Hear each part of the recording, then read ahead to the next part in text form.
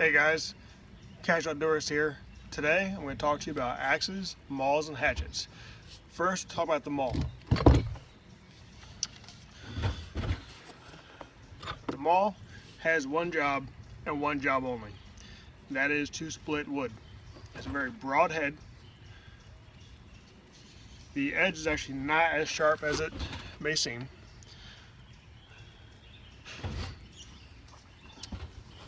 It's designed to get into the grain of the wood and split it apart as fast as possible.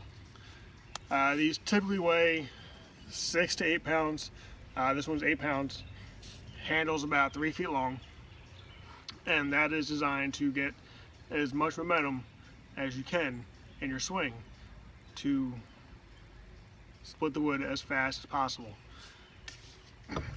You can split some very big logs with these. Most time in one good hit, if it's a well-seasoned log.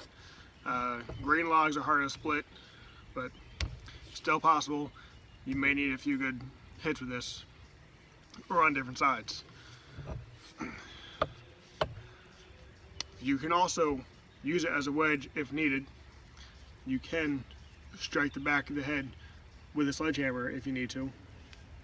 Not always recommended. If you're going to do that, make sure you hit the actual head, not the handle.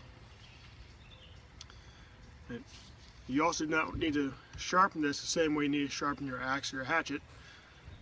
With this edge, you actually just kind of want to make sure you keep it pit free or groove free, and you usually get grooves and pits from either hitting metal inside the log you don't know is there. Someone may have hung a hammock or nails with the tree grew over the nail or the screw, or also burying the head in the dirt while splitting logs. Burying the head of your maul or axe or hatchet or even chainsaw really damages the edge more than anything else. So next we're going to talk about the axe.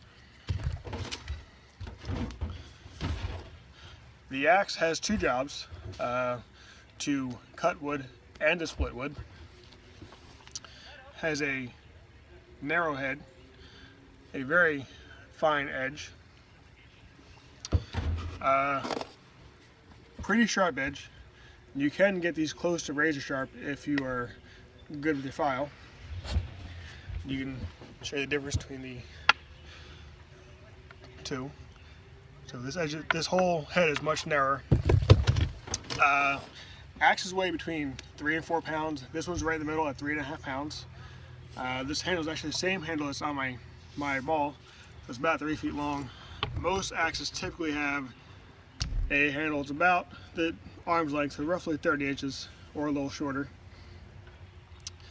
They're designed to cut wood against the grain in a V-notch, so you blow out big chunks of wood at a time.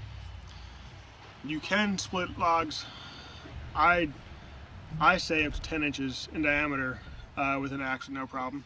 If it's a well-seasoned log, you can split logs that are bigger, but typically once you get past 8-10 inches, I like to switch to the maul because it just makes the job easier, because that is what that tool is designed for. These are very good at cutting logs down to length. If you have a very sharp edge on it, you can get that job done very quickly. It's keeping a very sharp edge on your axe makes cutting and splitting that much easier. The head gets into the wood much faster. You can take out bigger chunks faster, and it just makes your whole life easier if you're splitting a lot of logs that day. So next up, we'll talk about the hatchet. The hatchet is pretty much a miniature axe. The head shape is very similar.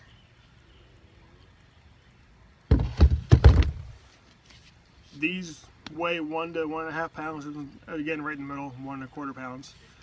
Handle is typically 12 to 14 inches long. That is designed for a more precise cut than your axe. Hatchets are typically used for taking down the limbs on branches or limbs on logs that you either fell or you're getting ready to cut down to smaller size for splitting. if you're in a tree and you're trying to get some limbs down, chances are you're using a hatchet. You don't need as much motion. The handle lets you get a full range of motion without having, 2.5 to 3 feet of swing room behind you. You do keep these very, very sharp, a little sharper than your axe if you can. They're also used for splitting logs for kindling, so you're probably going to be splitting a log that's already been split. And again, well seasoned. Any well seasoned log splits very easily. A very well seasoned log will split very easily with a hatchet, but you're not going to want to try to split a full log with it because the head is not big enough. Usually it's about 2.5 inches in length from tip to tip, so you're not getting a lot of cutting surface with the head to begin with. Now there's a fourth tool between those, the axe and the hatchet, and that is this tool. It's a camper's axe or a long handle hatchet, depending on who you talk to, depends on what they call it. This one is a 26-inch long axe. The entire weight from head to tip of the handle is 3.3 pounds. I could not find a weight for the head on the manufacturer's website anywhere. But these do run from 8 inches long to 26 inches long. They're a good kind of go-between, mix of both worlds, because you get a good full range of motion with it being 26 inches long. You can choke up on it for a more precise cut if you're looking to split kindling, or if you can't get the full swing. They weigh more than the hatchet, so when you're making kindling, it does make the job a little easier. But the less weight from an axe also makes it easier for transporting. I do take this backpacking with me. Some of my friends think I'm crazy for doing it. I don't mind the weight on my pack, and it's always come in very handy. The back end's good for driving in your tent stakes if you need to. And this you also want to keep as sharp as you can. The shape is pretty similar to the axe and the hatchet. It's very narrow. See, it doesn't quite have the same oval shape to it, but that's because the handle and the head are one piece of metal. Now, when you sharpen these, you need to have a file, a vise if you have one. Not completely critical to sharpening, but it does make the job much easier, much safer. You can pinch these between your legs and try to sharpen it. Not recommended if you have access to a vise, but in a pinch it can be done and it'll work to get a sharper edge than what you have. But if you want a truly sharp edge, you're going to want to use a vise. So you want to you try to clamp down on the handle and not the head, because of the angle on the head. It can be hard to get the head squared off, and you really try to want to get this as square as you possibly can, and it just makes sharpening that much easier. So take the time and get it lined up if you can. I'm going to go a little deeper on this one.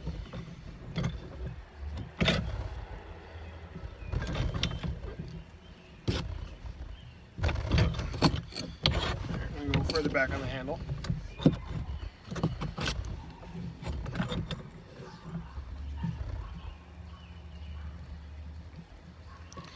Let's move the camera here so we get a good shot of this. So this is the file you need. This is called a bastard file. One side is one direction. The other side is crisscrossed. Kind of hard to see on here.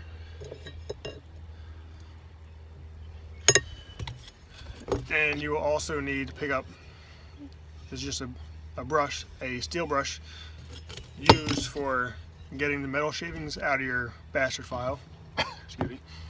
Now these files you can get from any of the big box stores. They run between $10 and $15, and they do have different lengths, different handles in the back of them, but I found this one for me to be good. It's about a 12-inch long file on it. Now when filing, you want to use even pressure. You want to try to stay with the angle that's already established on your axe or your hatchet. You want to put one hand on the front and one hand on the back and just work your way against the edge and count your strokes. Whatever you do to the one side, you're going to want to do to the other side, and just switch.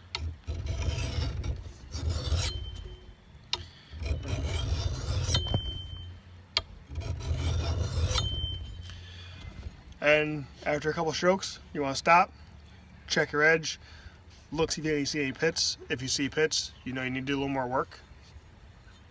And you keep going till you get all your pits out. And once you get the pits out, then you use a lighter stroke and work on getting a nice fine edge on it. The more pressure you apply, the more metal you'll take out.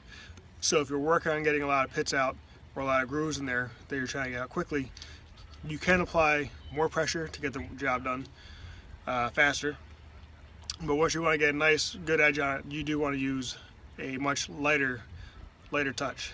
And once you do get your edge all set where you want it, you do want to take some oil. I just use some basic 3-in-1 oil. You just get a little bit on your finger, and then you just kind of run it down the edge, and that just helps protect your edge from rusting up, as rust will dull the edge of your blade as well, even if you're not using it. Before you put these away for the season, it's a good idea to oil them up as well. If you don't have oil, you can use any kind of, you can use olive oil, coconut oil. You just want some kind of oil on there, some kind of barrier between the metal and the moisture in the air. If all you really have is paraffin wax, you can run the wax on there too, but the oil really does work best.